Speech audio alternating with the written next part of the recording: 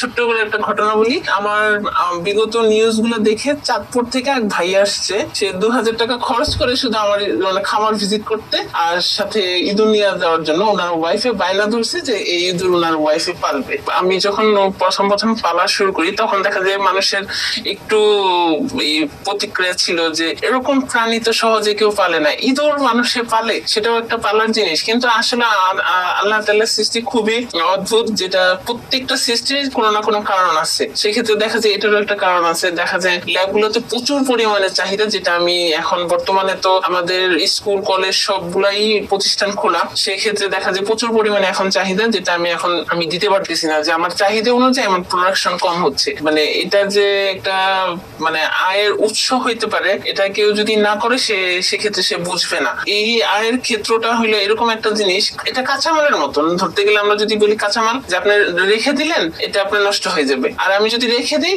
এটা আমার ওয়েট বেড়ে যাবে। কিন্তু ওয়েট বেড়ে গেলেও দেখা যায় অনেক সময় ওয়েটের দেখে 100-150 গ্রাম আমার ওয়েট অনেকের লাগে।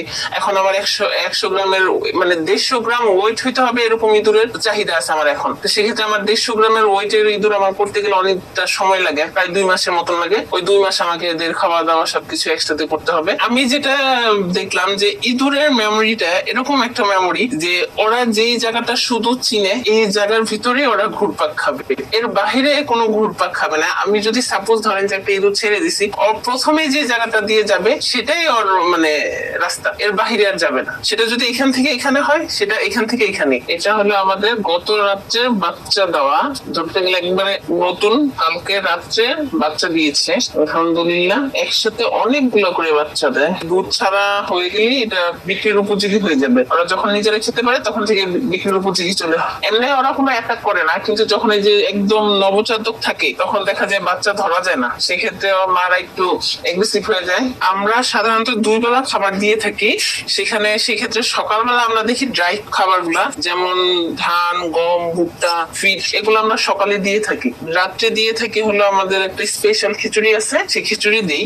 সেখানের মধ্যে থাকে হলো মুরগির হাত পা, বিভিন্ন রকমের সবজি, এরপরে চাল, এগুলা দিয়ে থাকি। এগুলা আমি ওরকম ভাবে অভ্যস্ত করছি, এর জন্য দেখা যায় প্রতিদিনই আমরা এই খাবারগুলা ওদের জন্য মেক করে থাকি। পার মান্থলি আমার 5 থেকে 6,000 টাকা এখন বর্তমানে খরচ হচ্ছে প্রায় 500 ইঁদুরের জন্য। আমার এখানে আবার দেখা যাবে যে 500 ইঁদুরের মধ্যে কিন্তু আমাদের বেবি ইঁদুর গুলা কিন্তু বাদ। এখানে যত মানে অ্যাডাল্ট বা সেমি অ্যাডাল্ট যেগুলো আছে প্যারেন্টস ইঁদুরের জন্য কিন্তু খাবারটা মূলত। বাচ্চা ইঁদুরের কিন্তু আমাদের যারা 1 থেকে 20 দিন বা 25 দিনে যেসব বাচ্চা আছে তাদের কিন্তু আমরা কোনো খাবার দিই না। এটা হলো সম্পূর্ণভাবে খাবার খাইলো দুধ। অসুস্থ হয় না, এদের ভ্যাকসিন এখনো আমরা করাই না বা করার লাগেও না, এদের এরকম কোনো ইয়া নাই, তো অসুস্থ হয় না। কিন্তু তারপরে যখন আমাদের বাচ্চা যখন হয়, প্রত্যেকটা ইঁদুরকে আমরা জিঙ্ক বা ভিটামিন জাতীয় এগুলো ওষুধ খাওয়াই থাকি। কারণ সবারই একটা যখন প্রেগনেন্সি ইয়া থাকে তখন সবার শরীরে একটু দুর্বলতা কাজ করে, এজন্য আমরা বিভিন্ন রকমের ইয়া দিয়ে থাকি, মেডিসিন দিয়ে থাকি। এর মধ্যে আছে জিঙ্ক আছে,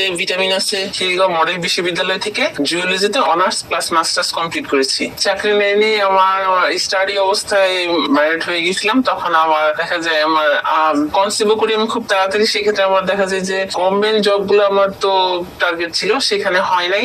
তারপরে প্রাইভেটেও আমার হাজবেন্ড আমাকে দিবে না, সেক্ষেত্রে অনেক বছর মানে এভাবেই ছিলাম।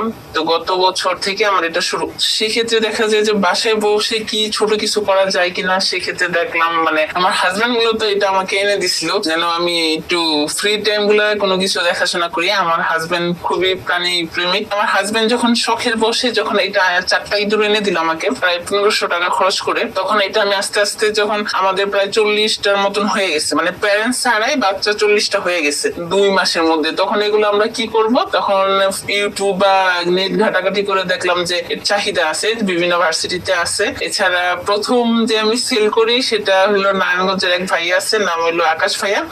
ওনার একটা ইঁদুরের খামার আছে, উনির সাথে প্রথমে আমরা যোগাযোগ করি। উনি আমাদের আশ্বাস দিল যে আপনারা করা থেকে সেলের ব্যাপারটা আমি দেখবো। সেখান থেকে ভাইয়ার সাথে আস্তে আস্তে আমরা ডিল করতে থাকি। এখন তো আলহামদুলিল্লাহ আমার অনেক কাস্টমার আছে, অনলাইনে আমি সেল করি। নোয়াখালী, চিটাগাং, সাভার, দোহার, বিভিন্ন জায়গায় আমি